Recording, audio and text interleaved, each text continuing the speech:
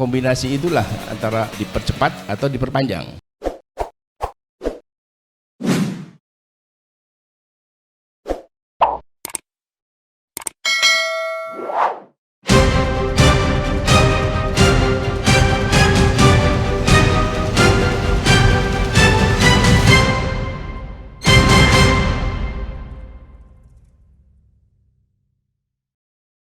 Babe, tadi saya terpesona soal itu pernyataan ini orang yang letih, pemerintah rezim yang letih.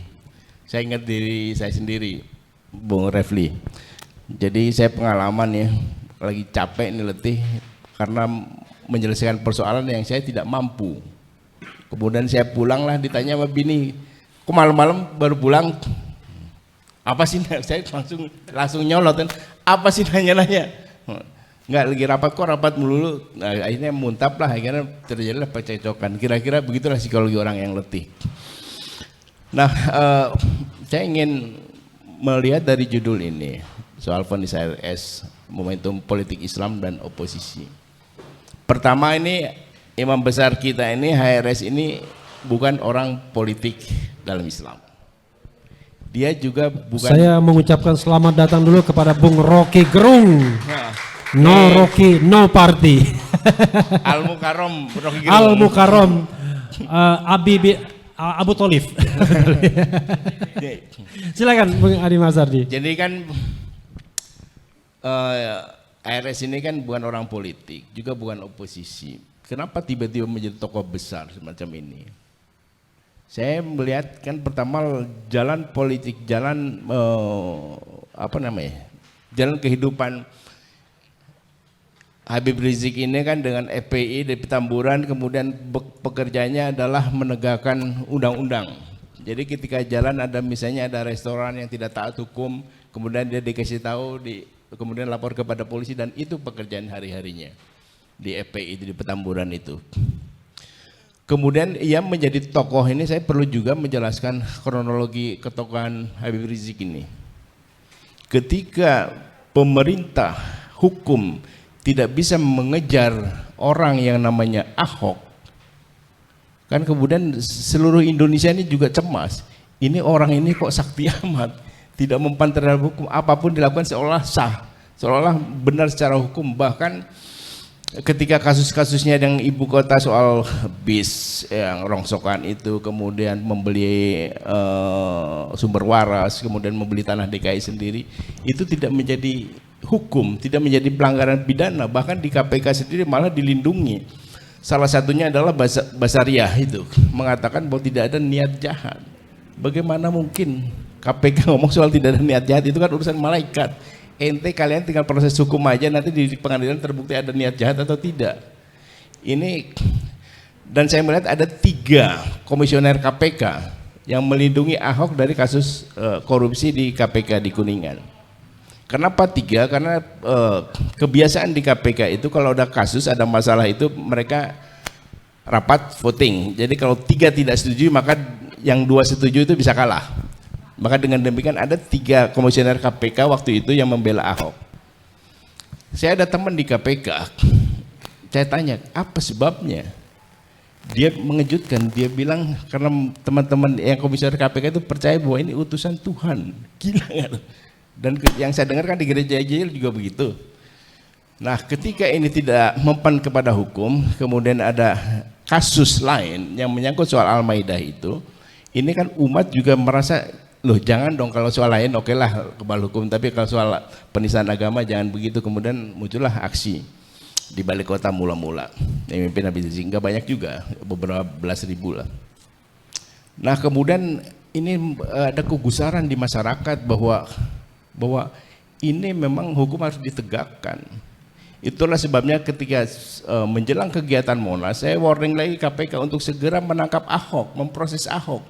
Dengan demikian tidak ada lagi gejolak politik yang berbasis Islam.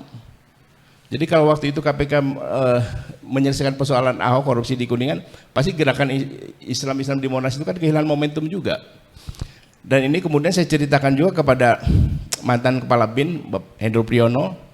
Kemudian saya ceritakan juga kepada Kapolri waktu itu Pak Tito Karnavian. Saya bilang nggak begitu caranya menghadapi soal ini. Ini harus segera masuk ke dalam hukum. Kalau ini dibiarkan akan muncul seolah-olah ada politik Islam. Padahal yang kumpul di Monas yang jutaan itu kan bukan cuma orang Islam dan bukan cuma FPI. Tapi ketika distigmakan bahwa seolah-olah ini FPI, seolah-olah ini Habib Rizik, maka jadilah Habib Rizik sebagai tokoh. Dan kemudian masyarakat menganggap ya memang tokohnya Habib Rizik. Nah ketika Habib Rizik menjadi tokoh nasional yang bisa menggerakkan jutaan orang di Monas itu, menjadi figur yang nyata, pemerintah bingung sendiri ini gimana ngempesinnya lagi. Nah kemudian berbagai cara lah kemudian dilakukan sehingga kemudian caranya juga salah. Kemudian ini menjadi makin besar dan makin nyata. Saya jadi ingat dulu nih Khomeini di Iran. Khomeini di Iran itu dulu tidak memimpin revolusi Islam berdasarkan agama Islam. Tapi Khomeini bergerak juga berbagai elemen di Iran itu soal ketidakadilan Shahreza Pahlavi itu. Kemudian orang tertarik bahwa memang benar ini korup dan tidak adil dan diktator. Kemudian adalah kebersamaan sehingga muncullah gerakan itu. Nah inilah yang sekarang sedang terjadi. Jadi soal Habib Rizik ini kan ini bukan sekedar potret tokoh ulama yang dikriminalisasi, tapi ada potret ketidakadilan yang kasat mata. Apalagi kalau kita lihat persoalannya dari COVID ya. Nah itulah perbandingan-perbandingan sehingga kemudian kalau berlanjut menjadi oposisi juga tergerak masuk ke situ karena memang yang kami rasakan juga kita kan gerakan sekuler nih tidak berdasarkan agama juga melihat ketidakadilan yang sama. Contoh misalnya terhadap teman kita Syahganda Nainggolan, kemudian Jumhur Hidayat, kemudian Anton Purnama, kemudian itu kan hal-hal juga yang dilakukan oleh yang lain-lain dan tidak masalah. Ketika kepada yang lain tidak masalah, kenapa ke teman-teman kami kemudian jadi masalah? Dan akibatnya kan pengadilan juga menjadi bingung. Nah dalam situasi seperti itulah saya melihat bahwa ada manajemen yang salah dari rezim ini sehingga kemudian muncullah gagasan Seknas Jokowi sudahlah itu. Pertama kan ini memang untuk merespon Kodari ya. Kodari ini kan pakai ideologinya maerotisme. Ideologi maerotisme. Maerotisme. Memperpanjang. Jadi kan itu memperpanjang itu kan orang tulisan Maerot. Nah, orang yang ke Maerot untuk memperpanjang alat vital ini kan ada dua hal. Pertama, karena ketidakpedean. Kedua, karena nafsu. Nah, kurang lebih kan kekuasaan itu juga sama dengan soal alat vital dan kemaluan, soal bagaimana bisa memuaskan rakyat atau nafsu ingin berkuasa. Nah kemudian Seknas yang kita bikin itu, Seknas Jokowi sudahlah itu, kira-kira alasannya perpendekan. Kalau memendekkan itu, menyunat itu ada hadisnya, ada kesehatannya. Kalau orang kemaluannya dipotong, itu bisa untuk pertumbuhan, kesehatan dan lain-lain. Kemaluannya kan ada disunat maksudnya. Tadi yang Masumi tadi hadir hitanan. Jadi kemaluan itu kan bisa diperpanjang lewat maerotisme, tapi juga bisa disunat, itu ada dalilnya dan sahih, dan dari sisi medis juga menambah sehat, pertumbuhan juga akan lebih baik. Nah kira-kira kombinasi itulah antara dipercepat atau diperpanjang. Nah kemudian kalau diperpanjang itu kan saya bilang ini lebih ribet karena harus menggunakan pasal 37 untuk mengubah pasal 7. Tapi kalau perpendekan, mempersingkat ini kan tinggal mengaktifkan pasal 7A. Presiden bisa diberhentikan, wakil presiden bisa diberhentikan. Lebih simpel. Jadi pasal 7A itu tentang impeachment ya? Tentang impeachment, dan ini sudah terjadi. Contoh nih, ini Babe Ridwan Saidi kan paham dulu. Ketika Soekarno diberhentikan, digantikan oleh Soeharto, pemerintahan kan menjadi lebih baik. Dalam beberapa hal ya menjadi lebih baik, artinya kontroversi di masyarakat juga selesai. Nah kemudian ketika reformasi, Soeharto diberhentikan, diganti Habibie, kan pemerintah menjadi lebih baik, lebih demokratis. Kemudian digantikan oleh Gus Dur, menjadi lebih baik lagi, demokrasi menjadi berjalan.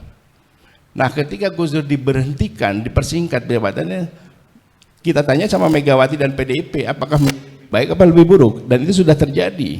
Kalau lebih buruk berarti dia salah. Kalau menyatakan lebih baik berarti kan kalau nanti ini juga diperpendek, pasti akan muncul yang lebih baik. Nah, jadi kembali ke tema kita soal momentum politik Islam soal ketidakadilan HRS ini. Ini kan kemudian kita melihat bahwa ini masuk ke dalam mekanisme manajemen pemberantasan pandemi COVID-19 ini. Nah, ada nggak manajemen ini sehingga dari mengatasi COVID bisa memenjarakan orang 4 tahun? Ini nyambungnya di mana? Nah, yang kita lupa ini adalah bahwa COVID-19 ini, COVID dari komunis Cina ini membuka tabir seluruh negara di dunia.